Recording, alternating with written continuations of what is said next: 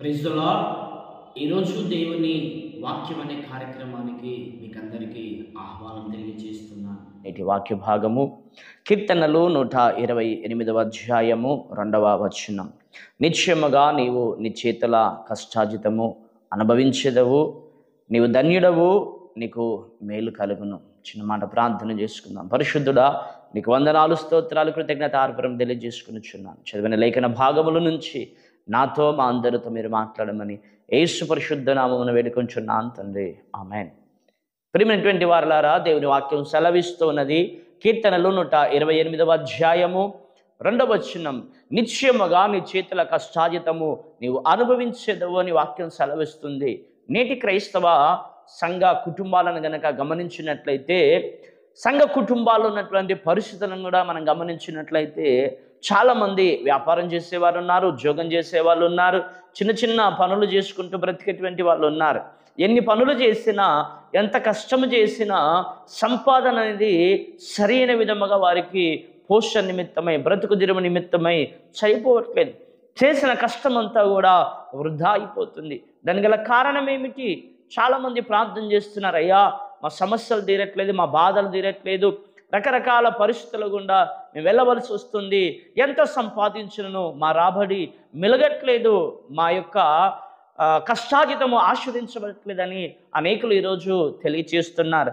అయితే నేటి యుద్ధకాల సమయమందు దేవుడు మనతో మాట్లాడుతున్నటువంటి ఒక చక్కటి విషయాన్ని మనము చెవులారా మనసారా గ్రహించి విందామనే విషయాన్ని నేను తెలియచేస్తున్నాను. పరిశుద్ధ గ్రంథాలను మనం గమనించినట్లయితే ద్వితీయోపదేశకాండము 28వ అధ్యాయము 1 నుంచి కొన్ని వచనాలు కనుక అక్కడ మనం చదువుకున్నట్లయితే, భూమి మీద నీకంటే ఎక్కువ గొప్పగా ఎవడునూ ఆస్వాదించబడ్డు. నువ్వు ఇజ్రాయేలు అబ్రహాము సంతానమైనటువంటి నీకు ఇక్కడ చక్కటి వాగ్దానములు మనకు సెలవిస్తున్నాయి. ద్వితీయోపదేశకాండం 28వ అధ్యాయం 1, 2, 3 వచనాలు మనం గమనించినట్లయితే, నీ దేవుడైన యెహోవా మాట శ్రద్ధగా విని నేను నీకు ఆజ్ఞాపించిన ఆయన ఆజ్ఞని అనుసరించి నడుచుకొని నీవు నీ దేవుడైన యెహోవా భూమి మీద ఉన్న సమస్త జనముల కంటే నిన్ను హెచ్చించును. నీవు నీ దేవుడైన యెహోవా మాట విని ఎడలా ఈ దీవెనలన్నీ నీ మీదికి వచ్చును. ఏమిటి ఆ దీవెనలు? నువ్వు పశువులు కాయవచ్చు, నువ్వు పొలం పనులు చేయవచ్చు, నువ్వు వ్యాపారమే చేయవచ్చు, నువ్వు ఉద్యోగమే చేయవచ్చు, నువ్వు ఏ పని చేసినను ఆ పనిలో దీవించబడాలంటే, ఆ పనిలో ఆస్వాదించబడాలంటే దీని వాక్యం సెలవిస్తుంది, నీ దేవుడైన యెహోవా మాట నీవు శ్రద్ధగా వినాలట. నీ చేతుల కష్టార్జితం నువ్వు అనుభవించాలంటే, అబ్రహాము ఆశీర్వాదములన్నీ నువ్వు స్వతంత్రించుకొని నువ్వు ముందుకు సాగిపోవాలని అంటే దీని వాక్యం సెలవిస్తుంది, నువ్వు దేవుని మాట శ్రద్ధగా వినాలట. పరిశుద్ధ గ్రంథంలో మనం గమనిస్తే మొదటి సమూయేలు గ్రంథము 15వ అధ్యాయము, మొదటి సమూయేలు గ్రంథం 15వ అధ్యాయము ఇక్కడ మనం గమనించినట్లయితే 22వ వచనములో, అందుకు సమూయేలు తాను సెలవిచ్చిన ఆజ్ఞను ఒకడు గైకొనటం వలన యెహోవా సంతోషించినట్లు ఒకడు దహన బలులను అర్పించటం వలన ఆయన సంతోషించునా? ఆలోచించుము, బలులు అర్పించుట కంటే ఆజ్ఞను గైకొనటియు, పొట్టేళ్ల క్రొవ్వు అర్పించుట కంటే మాట వినుటయు శ్రేష్టమని వాక్యం సెలవిస్తుంది. అవును ప్రియమైనటువంటి వారలారా, నువ్వు పొట్టేళ్లు అర్పించుట కంటే, ఏడాది దూడలను వేలాది నదులంత విస్తారమైన తైలమును అర్పించుట కంటే, నువ్వు దశంభాగాలు అర్పించుట కంటే, అన్నిటికంటే ప్రాముఖ్యముగా మొదటిగా నువ్వు చేయవలసినటువంటి పని ఏమిటంటే, దేవుని సన్నిధిలో, దేవుని యొక్క జీవగల ఆలయములో ఆయన మాట వినేవాడివిగా నువ్వు ఉండాలా. ఆయన మాటకు విధేయుడవై ఉండేవాడివిగా ఉండాలా. ఆయన మాటలు వినకుండగా, ఆయనకు విధేయుడవై ఉండకుండగా ఒకవేళ నువ్వు బ్రతుకుతూ ఉన్నట్లయితే సౌలును తృణీకరించినట్లుగా నిన్ను తృణీకరించే అవకాశం ఉంది. సౌలును త్రోసివేసినట్లుగా మనల్ని త్రోసివేసే అవకాశం ఉన్నది.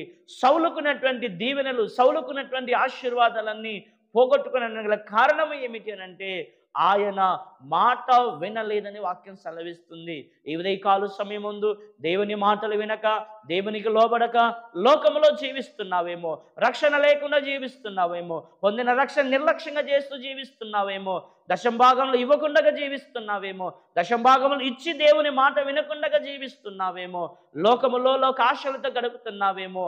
ఈరోజు దేవుని వాక్యానితో మాట్లాడుతుంది, నువ్వు ఎలా జీవిస్తున్నావు దేవునికి, నువ్వు ఎలా బ్రతుకుతున్నావు దేవునికి, ఇష్టంగా బ్రతుకుతున్నావా, అయిష్టంగా బ్రతుకుతున్నావా? ఇదే కాల సమయమందు దేవుడు మనతో మాట్లాడుతుండగా ఒకసారి మనమే ఆలోచన చేసుకుందాం. నీ రెక్కల కష్టార్జితం దీవించబడాలంటే, నీ రెక్కల కష్టార్జితం ఆస్వాదించబడాలంటే, ఒకరిని కష్టార్జితం వలన వాడు ఐశ్వర్యవంతుడు కాలేదు కానీ దేవుని కృప వలనే వాడు ఐశ్వర్యవంతుడు అవుతాడు. నీ అవసరతలు తీరాలంటే, నీ అక్కర్లు తీరాలంటే, నువ్వు ఆధ్యాత్మికంగా ఉన్నతమైనటువంటి స్థితిలోనికి నువ్వు రావాలి. ఆధ్యాత్మికంగా నువ్వు ఎదిగిన వాడివై ఉన్న దేవుని మాట వినని వారిని దేవుడు దీవించాలి. దేవుని మాటలు వినాలట.